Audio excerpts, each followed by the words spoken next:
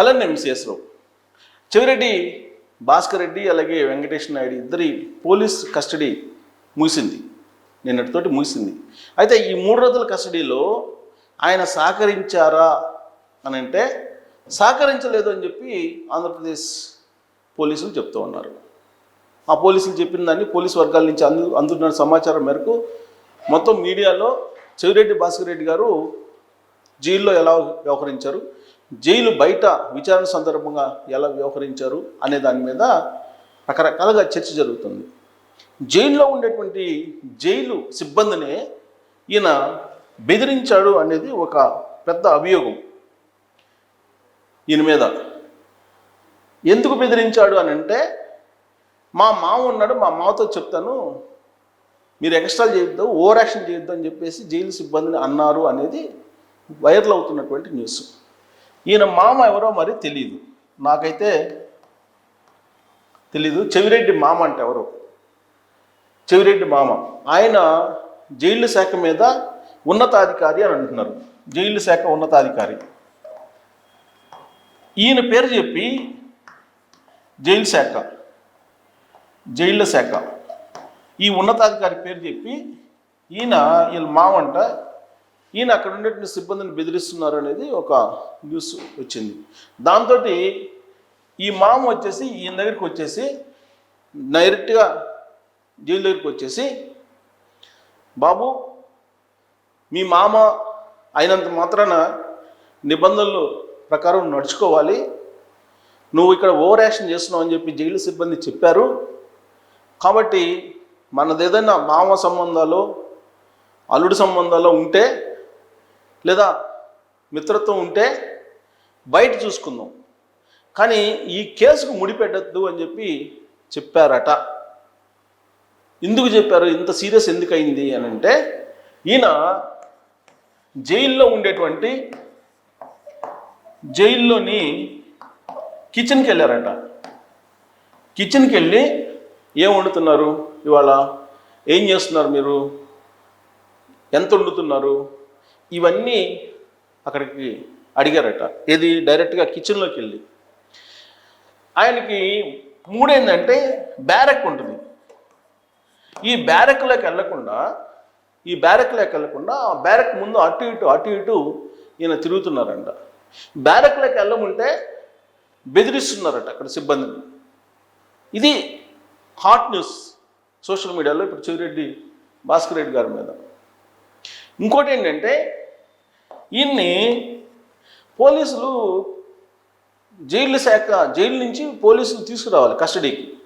ఈ కస్టడీకి తీసుకొచ్చేటప్పుడు జైలు సిబ్బంది అతన్ని తీసుకొచ్చి జైలు మెయిన్ గేట్ దగ్గర లోపల వైపు కూర్చోబెట్టారంట. ఈలోపు పోలీసులు కస్టడీకి తీసుకోవడానికి వచ్చేది కొంత ఆలస్యమైందని. ఈ ఆలస్యమైనటువంటి క్రమంలో ఏంది నన్ను ఇక్కడ కూర్చోబెట్టారు, నేను వెళ్ళిపోతాను మళ్ళీ బ్యారక్లోకి అని చెప్పేసి వెళ్ళిపోవడానికి ప్రయత్నం చేశాడు. అప్పుడు అడ్డుకునేటప్పుడు ఆ జైలు సిబ్బంది మీద తిరగబడ్డారు ఈయన అనేది ఇంకొక న్యూస్ ఈయన మీద. సరే, అక్కడ జైలు లోపల ప్రధాన గేటు దగ్గర తిరగబడ్డాడు. ఇక్కడ ఆయన ప్రధాన గేటు దగ్గర తిరుగుబాటు. ఆ తర్వాత పోలీస్ కస్టడీకి ఇచ్చారు. సరే, పోలీస్ కస్టడీకి ఇచ్చిన తర్వాత ఈ 3 రోజులు కూడా ఆయన సహకరించాడంటే ఏమాత్రం సహకరించలేదని చెప్పి పోలీస్ వర్గాల నుంచి అందుతున్నటువంటి సమాచారం ఏంటంటే, మీరు అడగటం కాదు, నేను చెప్పింది మీరు రాసుకోండి అని చెప్పి రివర్స్లో చెప్తున్నారంట. లేదంటే మేము అధికారంలోకి వస్తాం, మీరు ఎవరెవరు ఏంటో నాకు తెలుసు, మీ అంతు చూస్తాను అని చెప్తున్నారట.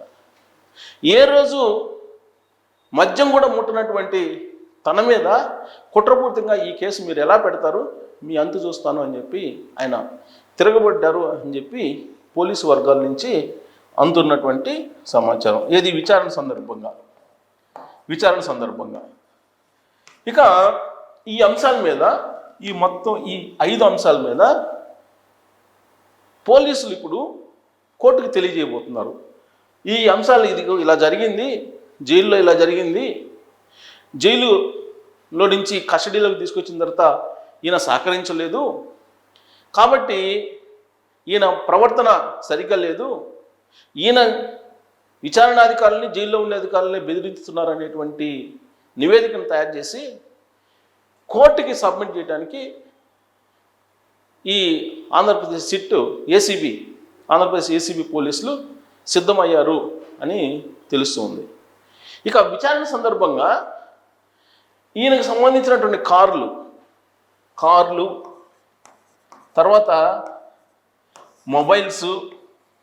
మొబైల్ నెంబర్లు వీటిని డిస్ప్లే చేసి వీడియోలు కూడా కొన్ని వీడియోలు ఆడియోలు వీటిని కూడా చూపించారట. మెసేజ్లు వీటన్నిటిని చూపించినట్టు వీడియోలు, ఆడియోలు, మెసేజ్లు, తర్వాత సీసీ కెమెరా సీసీ ఫుటేజీ ఇవన్నీ చూపించినప్పటికి కూడా సీసీ ఫుటేజీ, వీడియోలు, ఆడియోలు, తర్వాత టోల్ ప్లాజా దగ్గర ఆగినటువంటి కార్ల వివరాలు ఇవన్నీ చూపించి ఆయన అడిగినప్పటికి కూడా నాకు తెలియదు, నాకు సంబంధం లేదు, నేను చెప్పింది మీరు రాసుకోండి, అంతకు మించి మీరు అడిగారు అనుకో అధికారంలోకి వచ్చిన తర్వాత ఎవరిని ఏం చేయాలో తెలుసు అని చెప్పి ఆయన రివర్స్ అయ్యారు అని చెప్పి పోలీసు వర్గాల నుంచి అందుతున్నటువంటి సమాచారం. మరి ఇలాంటి సిట్యువేషన్లో చెవిరెడ్డి భాస్కర్ రెడ్డి గారిని విచారించడానికి ఏసీబీ అధికారులు సరిపోతారా, లేదంటే ఇంకా సీనియర్ ఐపీఎస్ని అపాయింట్ చేయాలా అనేది కూడా ఇప్పుడు ఒక పెద్ద ప్రశ్న ఉత్పన్నం అవుతుంది. అంతేకాకుండా పోలీసు కస్టడీకి ఇచ్చినప్పటికి కూడా కోర్టు సహకరించలేదు కాబట్టి ఏ విధంగా విచారిస్తే పూర్తి స్థాయిలో ఈ లిక్కర్కి సంబంధించినటువంటి అమౌంట్, ఈ డంపులు ఎక్కడెక్కడ ఉన్నాయి అనేది తేలుతుంది అనేది కూడా ఏసీబీకి అందుబాటులో వాళ్ళ దగ్గర అయితే కొన్ని క్లూస్ ఉన్నాయి, ఆధారాలు ఉన్నాయి.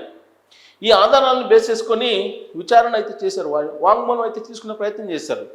కానీ ఆయన ఆ ఆధారాలకు సంబంధించినటువంటి వాంగ్మూలాలు ఇవ్వలేదు కరెక్ట్గా అనేది పోలీసుల నుంచి అందుతున్నటువంటి సమాచారం.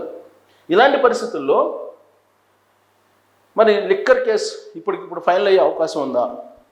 ఈ 240 కోట్లు లేదంటే 250 కోట్లు కాదు, 3500 కోట్లకు సంబంధించినటువంటి ఇష్యూ.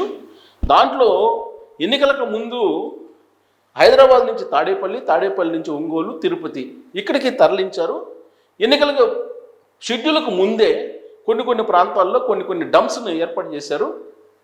ఈ డంపుల్లో కారుల ద్వారా, లారీల ద్వారా అట్టపెట్టెలో పేర్చినటువంటి డబ్బు కట్టలను తీసుకెళ్లారు, 500 రూపాయల డబ్బు కట్టలను తీసుకెళ్లారు అనేది పోలీసులు కొన్ని ఆధారాలు సేకరించడం ద్వారా, మొబైల్ ద్వారా, సిగ్నల్స్ ద్వారా, టవర్స్ ద్వారా, సాంకేతిక పరిజ్ఞానాన్ని ఉపయోగించి వాళ్ళు అనుమానిస్తున్నారు.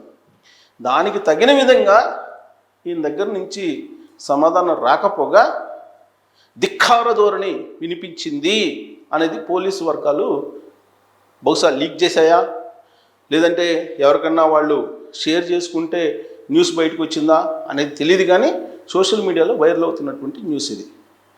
మరి దీనికి ఈ అంశాలన్నింటినీ జోడించి కోర్టుకి కనుక ఒక నివేదిక ఇస్తే విచారణ అధికారులు, అప్పుడు ఏం జరుగుతుంది? ఈయన మీద నార్కో అనాలిసిస్ టెస్ట్ చేయమని చెప్పి చెప్తుందా, పాలిగ్రాఫ్ టెస్ట్ చేయమందా, లేదంటే బ్రెయిన్ మ్యాపింగ్ చేయమంటుందా, ఏం చేయమనే అవకాశం ఉంది కోర్టు అనేది మీరు కూడా మీ అభిప్రాయం తెలియజేయచ్చు. Thank you.